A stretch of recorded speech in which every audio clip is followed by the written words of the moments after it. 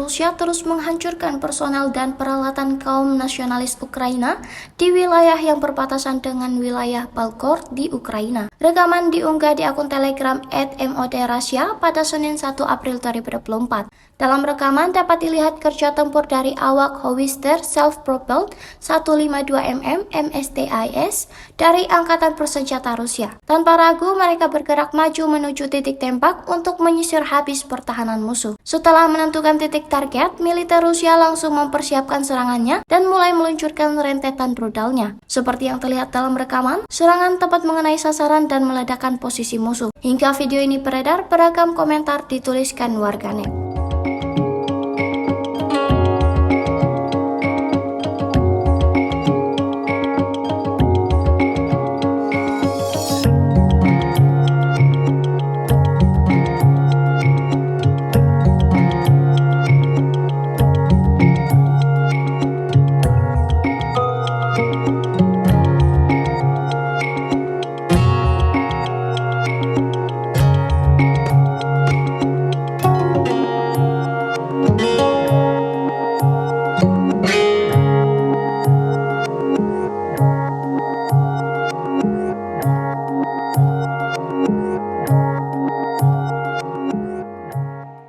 Download Tribun X sekarang, menghadirkan lokal menjadi Indonesia.